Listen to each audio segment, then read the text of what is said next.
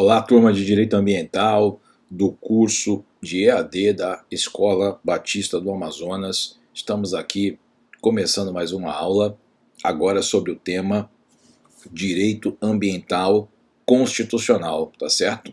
Vamos iniciar agora essa disciplina, lembrando que o modelo da nossa aula se inicia pela Constituição e posteriormente nós vamos para as leis infraconstitucionais e ocasionalmente nós vamos lidar com o regramento infralegal, resoluções do CONAMA, Conselho Nacional do Meio Ambiente, etc. Tá certo? IBAMA, de repente, e nós vamos, nesse sentido aí, dirigir a nossa aula com vistas ao aprendizado e resolução de questões. Um outro aspecto que eu acho importante nós colocarmos também, eu acho que quem já conseguiu conferir as questões que foram anexadas ao sistema, verificou que as questões têm um cunho um pouco compartimentado. O que eu quero dizer com isso? Se vocês notarem, as questões que eu selecionei, algumas questões, elas tratam de aspectos que são próprios aos órgãos que estão convocando as pessoas para fazerem os concursos públicos. O que eu quero dizer com isso, gente? Por que eu selecionei essas questões? Vocês têm que entender que para que vocês consigam a aprovação na carreira que vocês querem, inclusive na advocacia, o segmento que vocês vão atuar é que vai pautar o regramento ambiental compartimentado. Ou seja, tem um conjunto de leis que é impossível você decorar, você saber, você sabe que existe, mas você não sabe bem do que se trata. Como é que você vai descobrir, como é que você vai estudar, o que você vai focar a sua atenção, o seu tempo livre? Você vai focar naquilo que interessa ao seu objetivo, certo? O que nós vamos dar aula aqui é do todo. Se você for fazer concurso para o Superior Tribunal de Justiça, pintar alguma vaga e você for se candidatar a esse tipo de concurso, que ganha muito bem, você vai estar lá no ápice da pirâmide, né, também, do direito brasileiro. Bom, lá você vai ter um conjunto de regramentos internos ao órgão que são matéria ambiental também. Por exemplo, como é que você vai fazer o planejamento estratégico no que diz respeito ao tratamento dos resíduos do lixo gerado pelo tribunal. Isso tudo vai ter um regramento. De repente isso cai na sua prova na parte do meio ambiente. Não é? Pode ser que caia no regimento interno. Então esses aspectos vocês têm que ter consciência de que nós não vamos abordar aqui no curso. Eu coloquei algumas questões nesse sentido para que vocês entendam que vocês serão cobrados assim também. Tá certo? Mas não adianta ficar ensinando esses regramentos específicos, porque em muitos órgãos, em muitos concursos que vocês vão fazer, ou na advocacia, vocês vão utilizar. Então a gente tem que lidar aqui com aquilo que cai o tempo todo. Tá bom? Então esse é o método da nossa aula, é focar naquilo que mais cai, e não no específico. Mas vocês têm que saber que o específico existe. Tá? Não é aprendendo só isso aqui que vocês vão gabaritar tudo que é prova. Não é assim não. Tá? Então, por exemplo, Tribunal de Justiça agora, esse concurso que teve, ficou claro que alguns aspectos ali diziam respeito a resoluções do CNJ, Conselho Nacional de Justiça, voltadas ao meio ambiente. E vocês não vão estudar isso aqui nesse curso, tá? Mas vocês têm que saber que existe um regramento de cada órgão. No Legislativo Estadual do Amazonas existe, no Judiciário Estadual do Amazonas existe, às vezes eles obedecem a resoluções do Conselho Nacional de Justiça, diretivas do Conselho Nacional de Justiça, se for o Ministério Público, diretivas do Conselho Nacional do Ministério Público, e por aí vai, gente. Né? São esses grandes órgãos que regem a administração pública, inclusive cada um dos poderes, que vão aí trazer direcionamentos para que esses órgãos, nos diversas unidades da federação, se portem nesse ou naquele sentido em matéria ambiental. Tá? Isso cai nas provas específicas, mas não cai em todas as provas. A gente vai lidar, mais uma vez eu repito, aqui no curso com aquilo que cai em todas as provas. Tá? Um abraço a todos então, vamos continuar a nossa aula aqui. Bom pessoal, iniciando a nossa aula então no tema direito ambiental, nós começamos por uma distinção, ou melhor, um esclarecimento sobre a topografia do tema na Constituição Federal.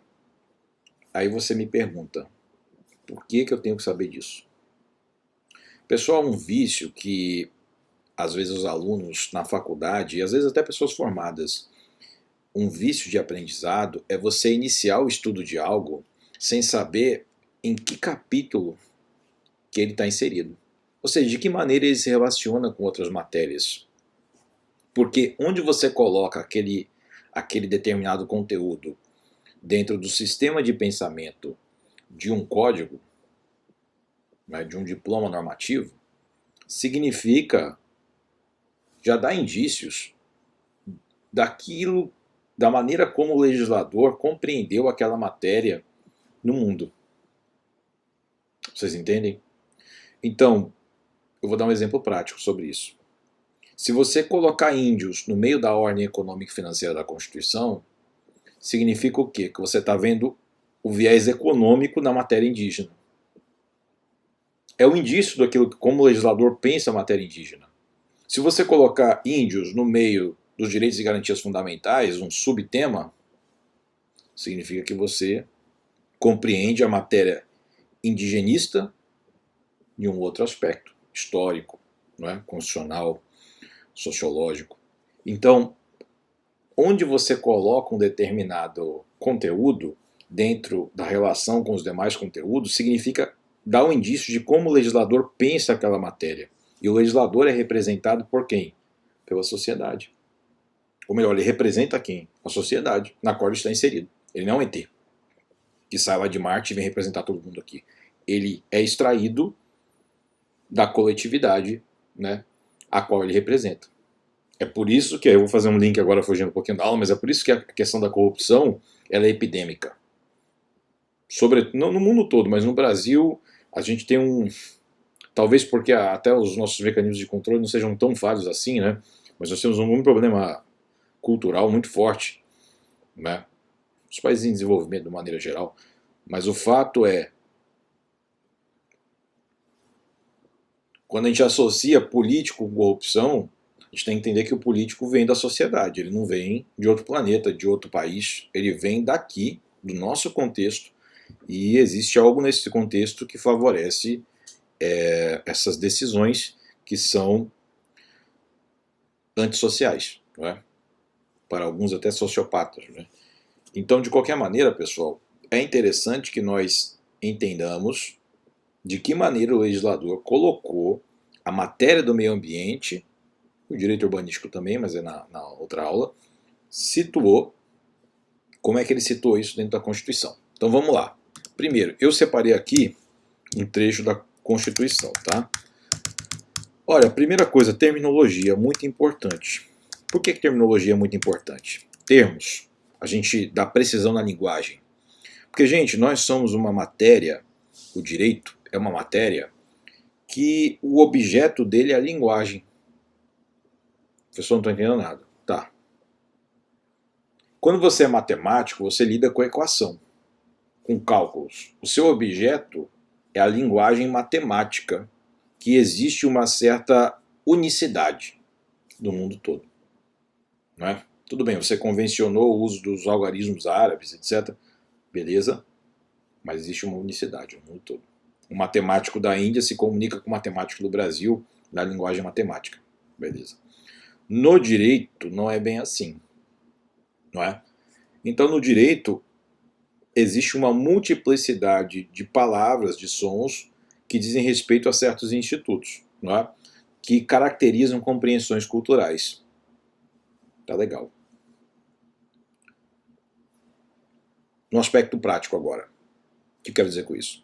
Se você começa a usar uma linguagem imprecisa, você troca posse por propriedade, você troca filho natural, né, por filho biológico por filho adotivo, você trata como se fosse tudo a mesma coisa em termos de linguagem, a chance de você trazer uma confusão na comunicação é muito grande. E isso compromete a cientificidade do direito. Ou seja, como é que a gente vai falar sobre uma coisa que é precisa, dedutível, que é provável pela racionalidade humana, se não há precisão da linguagem? Então a precisão da linguagem é condição para que o direito seja algo além da mera política aplicada. Seja uma ciência. Tá bom? Então vamos lá. Constituição da República, por isso que eu estou falando isso. É República Federativa do Brasil de 1988. Professor, não é Constituição Federal? Não. Por quê? Tá, você pode colocar esse nome, não tem problema. Não tem dono? Não tem. Mas a questão é, a Constituição, ela não é, a impressão do federal dá a impressão que ela é uma Constituição que rege o nível federal. E não é isso. Você pode chamar de Constituição Federativa da Federação. Agora, federal, não tem a legislação federal, estadual e municipal. A impressão que você passa é essa. Então, o termo correto é Constituição da República Federativa do Brasil ou Constituição da República Federativa do Brasil, escrito assim, tá bom? CRFB 88. E o que eu selecionei aqui para vocês, gente, depois desse breve discurso? Vamos lá para a prática. Título 7 da Ordem Econômica e Financeira. Esse título 7 da Ordem Econômica e Financeira seria assim um mega tema dentro do qual o capítulo 2 da política urbana está inserido. Por que eu vou explicar um pouquinho disso agora, gente? Porque eu correlacionei o matéria ambiental e o direito urbanístico, não é? Esses dois temas, eles são de fato correlacionados. Por quê? Porque quando a gente trata de política urbana, no fundo a gente está tratando da política de ocupação do homem no meio ambiente. A gente quer dar linhas gerais, a gente quer fornecer regramentos, a gente quer fornecer diretrizes. Então perceba, há uma confluência total entre o meio ambiente e o direito urbanístico. Eu disse para vocês, um dos problemas que nós temos aqui em Manaus, que é muito forte, no interior também tem a questão do saneamento básico, mas é a questão do meio ambiente. Vocês sabem que a ocupação do solo urbano em Manaus e as diretivas de construção da cidade geraram problemas sociais ainda mais graves, inclusive um aumento da criminalidade, que com certeza é fruto disso, não é? Nós vamos falar sobre isso mais especificamente na aula de Direito Urbanístico, mas muitos de vocês que trabalham sabem que vocês pagam, às vezes, mais caro na locomoção pela cidade do que na alimentação. Quem não pega o ônibus, claro, mas assim, se você não paga o valor mais caro, você paga pelo menos emocionalmente, né? De pegar o ônibus, você paga um preço caro. Então existe um problema forte de diretiva urbana nessas cidades, sobretudo aqui no norte do Brasil, né? Bom, aí eu selecionei para vocês o seguinte. O título 7 da Ordem Econômica e Financeira, nós temos aqui da política urbana, não é? Da política urbana. Vamos colocar aqui em verde. Então, a política urbana está inserida dentro do título 7, que significa dentro do capítulo do grande tema da ordem econômica e financeira. Então, vocês entendem que a ordenação, a criação de instrumentos de política urbana está partindo de um viés econômico e financeiro, sobretudo. Porém, nós temos aqui que a matéria ambiental, ela, por outro lado, está sendo tratada como uma matéria típica própria ao título 8º da ordem social. Ora, nós poderíamos colocar o capítulo 2 aqui da política urbana dentro da ordem social. Ou poderíamos colocar o meio ambiente dentro da ordem econômica e financeira. Por que o legislador fez dessa maneira? Bom, foi a maneira que o legislador anteviu aquele tema em 1988. Então ele entendia que a política urbana estava mais ligada à questão econômica e financeira e o meio ambiente estava mais ligado à ordem social. Certo? Qual é a relevância prática dessa discussão, gente? Bom, vocês entendem de onde a gente partiu e como é que nós estamos no dia de hoje. De repente, se a política urbana tivesse um aspecto das elites brasileiras, elas pensassem a política urbana em 88 ou até antes, né, que a favelização do Brasil vem até um pouquinho de antes, né, existe, claro, reminiscências aí da época da abolição da escravidão, as pessoas ocuparam os morros, etc. Mas assim, o fato é que de 88 para cá as coisas pioraram muito. E isso talvez seja fruto, né, provavelmente é fruto de uma percepção daquela matéria na cabeça das elites brasileiras, né, que geraram esse grande problema que nós estamos vivendo hoje. Então o fato é, decorem, da ordem social, o meio ambiente está dentro do título 8º, que é da ordem social. Então um dos pilares da ordem da sociedade nos dias de hoje é o meio ambiente. Porém, a política urbana está inserida dentro da ordem econômica e financeira. Isso pode ser por si só uma questão de prova, tá bom? Topografia constitucional de temas.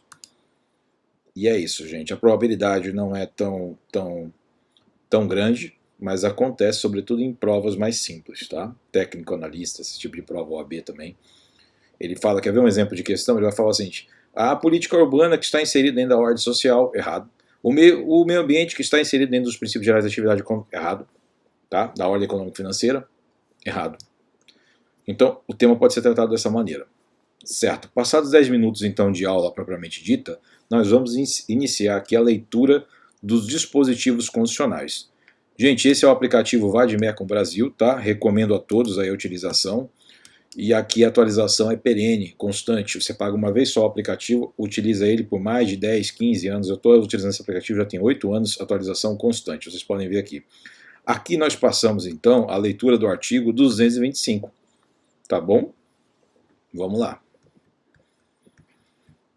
225.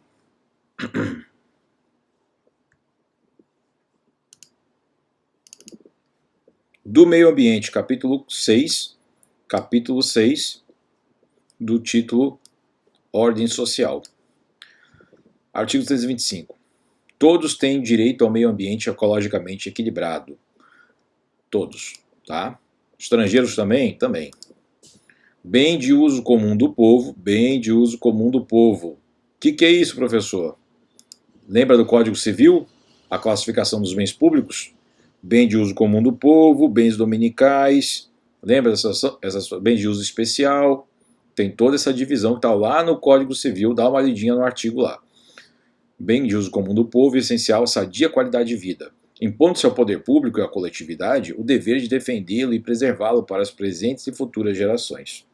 Tá. Esse é aquele direito intergeracional, né, que você deve garantir condições de uma existência digna não só para as populações, para as pessoas que vivem agora, né, mas também para as gerações futuras.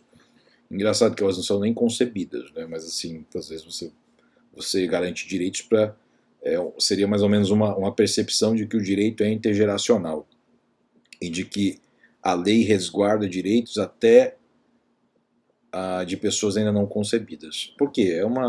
No fundo é uma garantia de que não haja retrocesso, né? O não cliquer ou vedação ao retrocesso. Que isso cai bastante aí. Não cliquer, eu vou escrever aqui para vocês, tá? Às vezes cai assim: professor, isso é frescura, não cliquer. Gente, mas é o jeito que cai na prova, tá? É linguagem isso aqui. Que tem a ver com a vedação ao retrocesso. Princípio da vedação ao retrocesso. Professor, essa informação está dispersa. O que isso tem a ver com a aula? Gente, direito ambiental, direito urbanístico também, mas direito ambiental, que é o tema da nossa aula aqui, tem tudo a ver com direitos humanos, né? Obviamente, sem o meio ambiente você não tem nenhum outro direito a ser tutelado. Ele é a condição para que os demais direitos existam, porque a sociedade só existe dentro do meio ambiente. E o meio ambiente, ele é a condição, então, para que os direitos sejam estabelecidos de maneira seguida, né? Como é que você vai falar de um contrato que envolva a compra e venda de um veículo se você não tem uma rodovia que consiga, na qual consiga o veículo trafegar? Não existe, né? E essa rodovia, o que? Tem que ter uma série de condições ecológicas para que ela se mantenha estável. E por aí vai, né, gente? Bom, o dever de defendê-los e preservá-los para as presentes e futuras gerações. Então esse aqui é, no fundo, uma reverberação do princípio da solidariedade intergeracional. Isso está na Carta de Direitos Humanos, na Declaração da ONU, tá bom? E tem a ver também com o princípio da vedação, retrocesso ou não cliquer, tá bom? Para assegurar a efetividade desse direito, incumbe ao poder público, parágrafo 1º, né? Preservar, incumbe ao poder público. Então isso é um mandamento direcionado à própria administração pública como um todo, tá? Preservar e restaurar os processos ecológicos essenciais e prover o manejo é manuseio, tá? Ecológico das espécies e ecossistemas. Preservar a diversidade e a integridade do patrimônio genético do país. Inclusive o patrimônio genético não é só de animais no sentido lato, não, é de pessoas também. Por exemplo, o patrimônio genético dos Yanomamis, né, que foi bem falado aí e foi estudado naquele projeto Genoma Mundial. E fiscalizar as entidades dedicadas às pesquisas e manipulação do material genético. Porque, gente, se você não fiscaliza essas entidades, você lidar com a questão genética não só do ser humano, mas dos animais em geral, significa que você pode afetar todo o ecossistema daquele país. Né? Você pode criar armas biológicas voltadas a afetarem especificamente certos ecossistemas. Claro que isso às vezes vai ter uma derivação que ninguém sabe onde vai parar. O coronavírus é uma prova disso tudo. Né? Às vezes persevera no ambiente, mas também se adapta a outros ambientes. Então, a manipulação do material genético é um dos temas mais sensíveis de defesa nacional. Tá bom? Lembrando que há uma diferença entre segurança e defesa nacional, mas isso não é o tema da nossa aula. Bom, 3. Definir em todas as unidades da federação espaços territoriais e seus componentes a serem especialmente protegidos, sendo a alteração e a supressão permitidas somente através de lei. Professor, lei o quê? Lei sentido estrito senso, né? Decreto então não pode, tá bom? Há uma controvérsia, mas a gente vai falar isso agora. Vedada qualquer utilização que comprometa a integridade dos atributos que justifiquem sua proteção. O que eu quero dizer aqui? Eu não, o legislador, né? A atividade econômica está condicionada ao respeito a certos estándares em matéria ambiental. Pode parecer abstrato isso aqui, né, gente? Mas eu morei na China, eu percebi que na China existe um apelo ambiental também, sobretudo assim a questão da alimentação, da medicina tradicional chinesa, né? Mas existe, e é fato, umas dificuldades, certas dificuldades ambientais que o país por hoje passa em função de percepções do meio ambiente equivocadas anteriormente.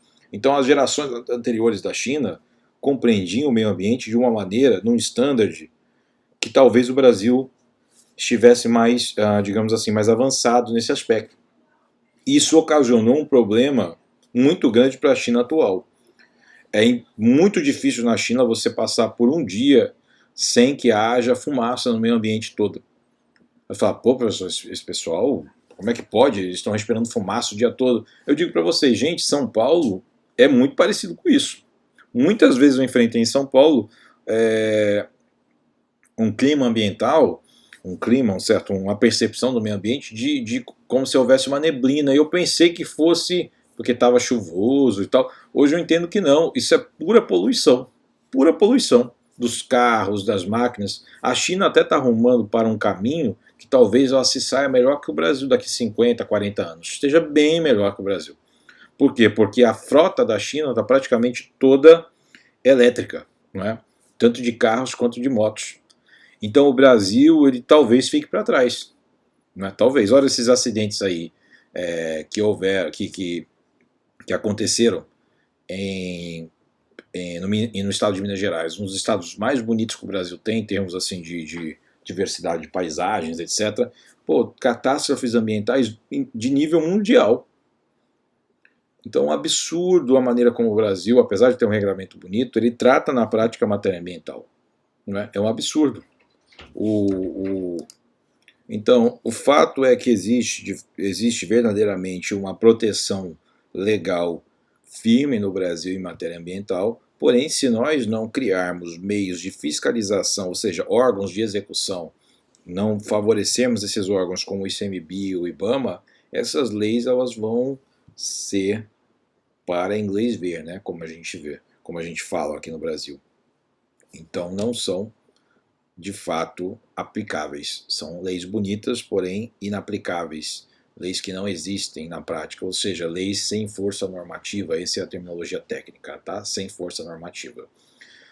Bom, inciso 4. Exigir na forma da lei para instalação de obras ou atividades potencialmente causadoras de significativa degradação do meio ambiente, estudo prévio de impacto ambiental a que se dará publicidade. Pessoal, é o seguinte, o que é isso aqui? A gente vai estudar isso em breve, tá? No direito humanístico também tem isso. É o tal do EIA-RIMA. Ah, professor, que nome estranho, vai declarar isso aqui? Vai. EIA-RIMA. Estudo de impacto ambiental e relatório de impacto ambiental. Isso aqui é o seguinte, toda vez que eu vou criar um empreendimento que existe um potencial poluidor, a partir de determinado potencial poluidor, eu tenho que financiar um estudo de impacto ambiental. E esse estudo de impacto ambiental vai ser feito por especialistas, normalmente por empresas, tá, especializadas. Essas empresas elas vão então elaborar todo um estudo sobre os potenciais impactos poluidores significativos na região, né, no local e na região como um todo, e posteriormente vai haver um relatório, e esse relatório e esse estudo vão ser submetidos à administração pública, não é, com vistas aí à promoção ou não do empreendimento. Estudo de impacto ambiental e relatório de impacto ambiental, aí a rima. 5, gente, lembrando que a gente está falando aqui, ó, incumbe ao poder público. Promover a educação ambiental em todos os níveis de ensino e a conscientização pública para a preservação do meio ambiente. Está aí porque que vocês na escola fundamental estudaram aí matéria de meio ambiente. Lembrando que na década de 70 não tinha isso não, tá? Isso foi uma criação aí da Constituição. Os 5 aqui, a gente falou dos 6, né? Controlar a produção, a comercialização e o emprego de técnicas, métodos e substâncias que comportem risco para a vida, a qualidade e o meio ambiente. Então tudo aquilo, gente, que importa risco para a vida, potencialmente tem uma eventual interferência do poder público via poder de polícia, tá? Bem como o poder regulador. Tá bom, gente? Então é isso que vocês têm que saber. Agora, professor, como é que eu sei se um comportamento causa risco ou não? Bom, isso é uma questão política, né? Se define politicamente isso. Tá bom? 7. Proteger a fauna e a flora, vedadas na forma da lei as práticas que coloquem em risco sua função ecológica, provoquem a extinção de espécies ou submetam os animais à crueldade. Interessante, né, gente? Porque os animais, eles são, tradicionalmente no direito, eles são vistos como coisas, né? Não como pessoas, né? Lembra que a gente tem a categoria jurídica das pessoas físicas, pessoas jurídicas e das coisas. As coisas são objetos. Os animais, até então, são tratados como objetos.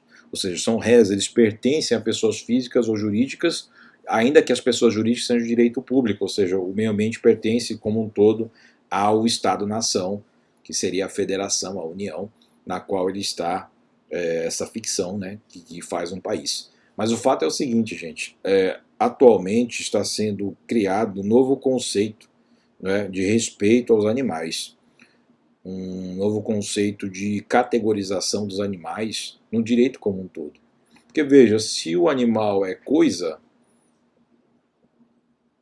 de onde é que eu vou tirar fundamento jurídico para que você não judie de uma coisa? Você não trate mal uma coisa. Ué, você bate numa pedra, a pedra não sente dor, mas você bate, por exemplo, num passarinho, ele vai sentir dor.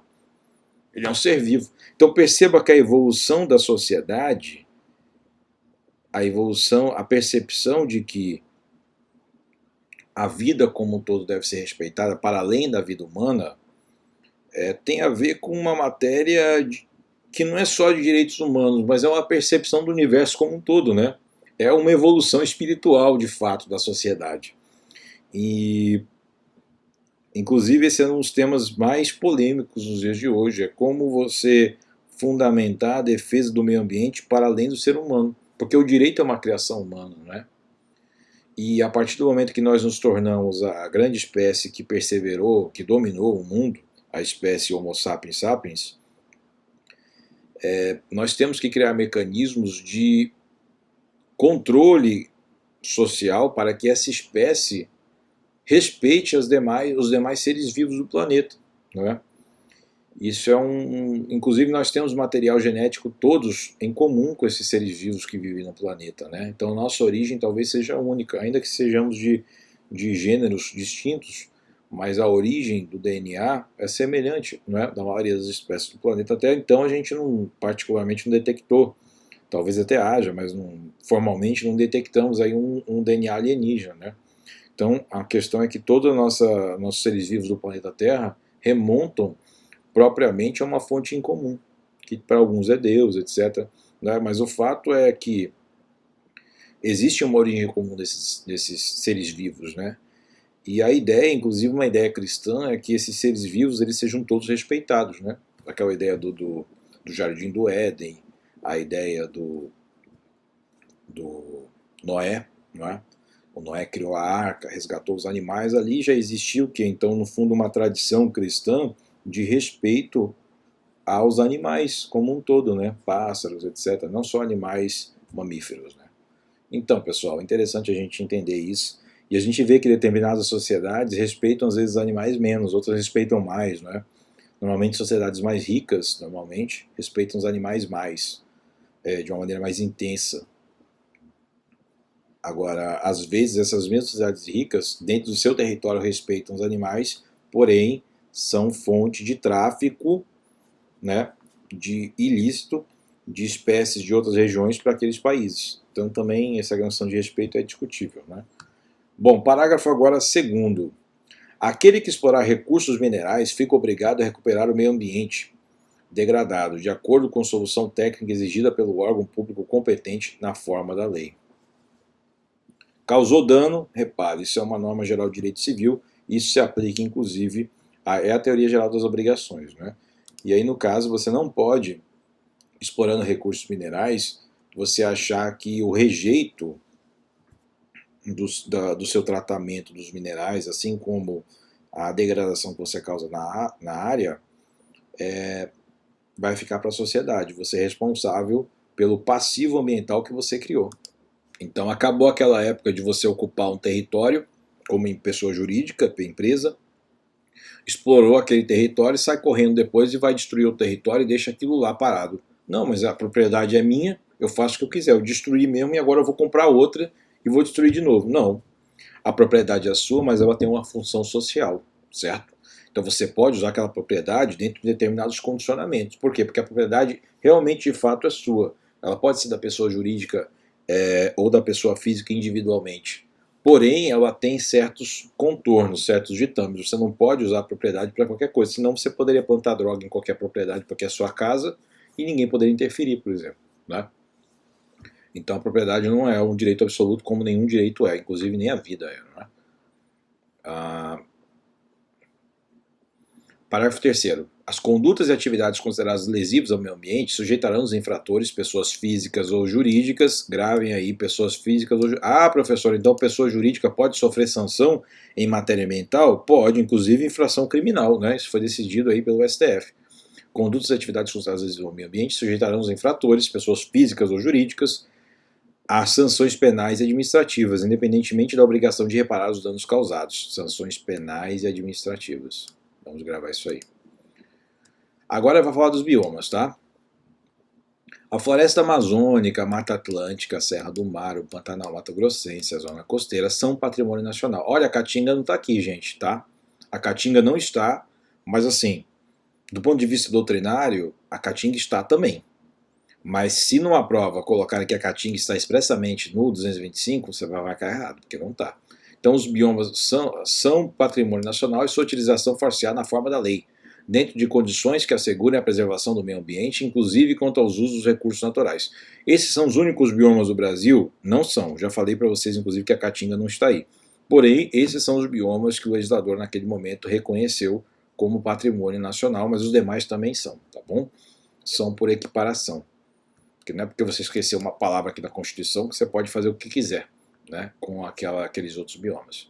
São indisponíveis as terras devolutas ou arrecadadas pelos estados por ações discriminatórias, necessárias à proteção dos ecossistemas naturais. Ah, professor, então todas as terras devolutas ou arrecadadas pelos estados são indisponíveis? Não.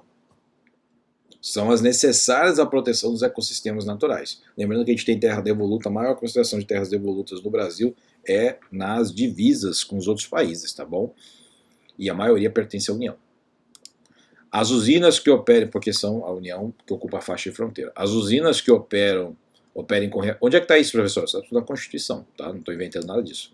As usinas que operem com reator nuclear deverão ter sua localização definida em lei federal, sem o que não poderão ser instaladas. Pessoal, matéria de tratamento de energia nuclear ou temas equiparados à matéria nuclear são definidos por lei federal, porque a União compete à segurança nacional como um todo, né? Segurança e defesa.